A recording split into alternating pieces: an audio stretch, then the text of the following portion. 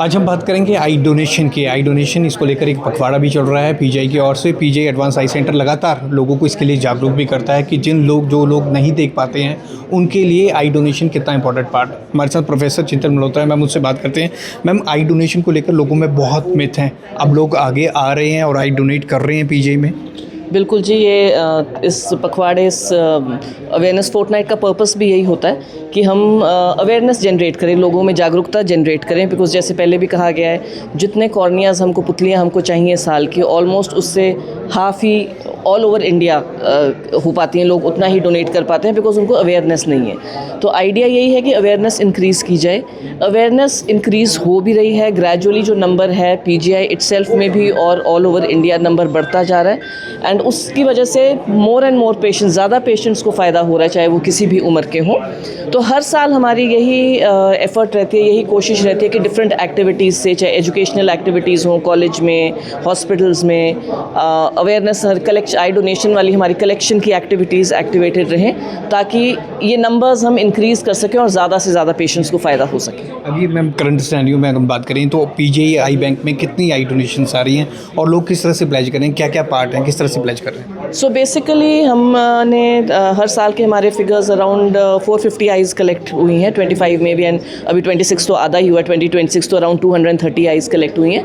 हमारा utilisation rate बहुत अच्छा है, ऑल ओवर इंडिया हमारा one of the highest utilisation rate है। जितनी आइज़ कलेक्ट होती हैं उसमें से अराउंड 70 to 80% पेशेंट्स पे ट्रांसप्लांट होने के लिए यूज़ होती हैं, एंड बाकी 20% जो हैं वो अगर सूटेबल हमको नहीं लगती हैं तो फिर वो रिसर्च पर्पसेस के लिए होती हैं। But mainly 80% patient utilization rate है, which is a very high number. हमारी बाकी एफर्ट्स उस तरफ भी जा रही हैं कि हॉस्पिटल में जो डेथ्स होती हैं उसको ऑल ओवर इंडिया गवर्नमेंट यही प्रमोट कर रही है, उसको कहते हैं hospital cornea retrieval programme, HCRP। So CCUs में, अदर क्रिटिकल एरियाज़ में, बिकॉज वहाँ से क्या होता है कि वहाँ पे हमारी टीम्स एकदम से जल्दी पहुँच सकती हैं और वहाँ से कॉर्निया रिट्रीव करो तो आइज़ बहुत अच्छी क्वालिटी की होती हैं। बट इसके लिए भी अवेयरनेस चाहिए, क्योंकि जो कोई अगर किसी का देहांत हॉस्पिटल में भी हुआ है, जब तक फैमिली वाले अग्री नहीं करेंगे, जब तक फैमिली वाले सेंसिटाइज नहीं होंगे, तब तक वो हॉस्पिटल से भी आप ऐसे बिना कंसेंट के रिलेटिव्स के नहीं ले सकते। तो इसलिए ये अवेयरनेस हर जगह ज़रूरी है, चाहे वो हॉस्पिटल से आइज़ डोनेट हो, चाहे घर से डोनेट हो।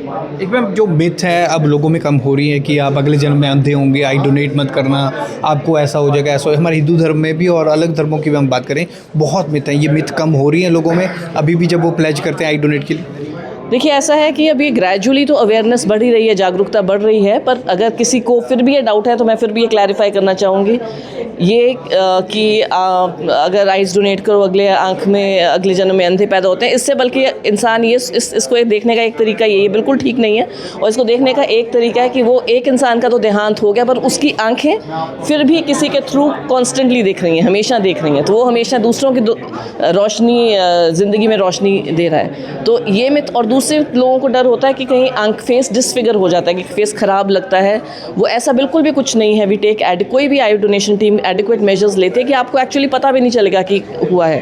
अगर ज़रूरत हो तो आर्टिफिशियल आई लगा देते हैं, प्रॉपर्ली आपको ना ही ज़्यादा टाइम लगता है, ना ही कोई क्रिमेशन अननेसेसरी डिले होती है, बिकॉज वो बहुत सेंसिटिव टाइम है, फैमिली के लिए वैसे ही बहुत दुख का टाइम होता है। तो उस चीज़ की पूरी सेंसिटिविटी, पूरा केयर रखते हुए हम सब करते हैं। अगर कोई आई डोनेट करना चाहता है वो पीजीआई को कैसे कांटेक्ट करे, क्या इसका हेल्पलाइन नंबर? सो एक तो all over India general helpline number होता है 1919, बट स्पेसिफिकली पीजीआई का आई बैंक का नंबर जो कि 24 आवर्स मैन्ड होता है बाय हमारे काउंसलर्स या डॉक्टर्स, वो है 8200। सो 7087008200।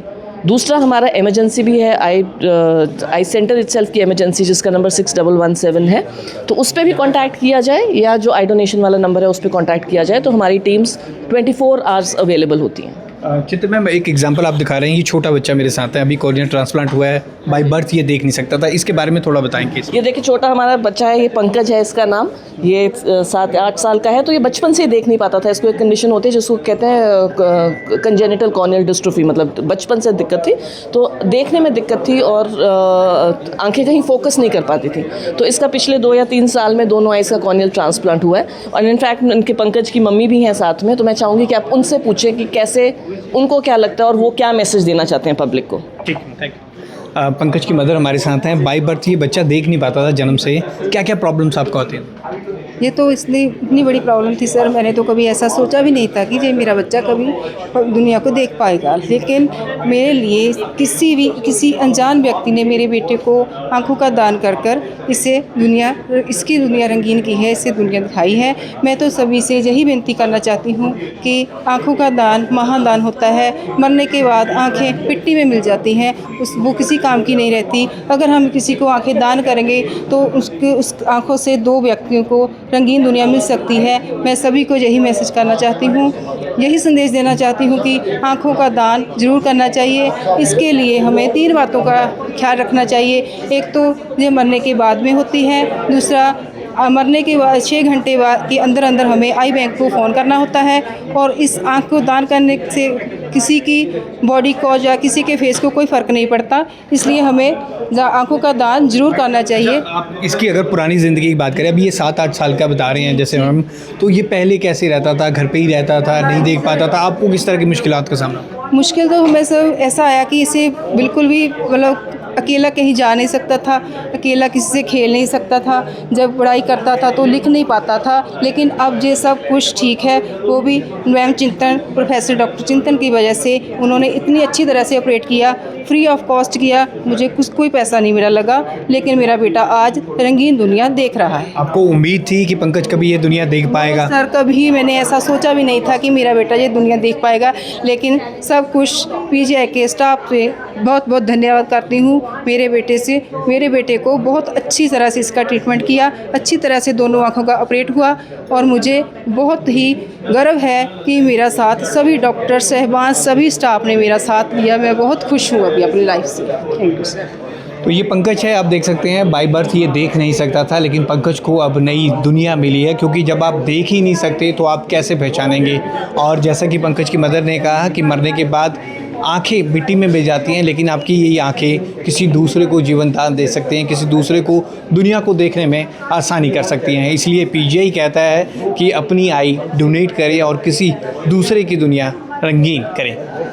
नाइट के लिए भगवत सिंह की रिपोर्ट।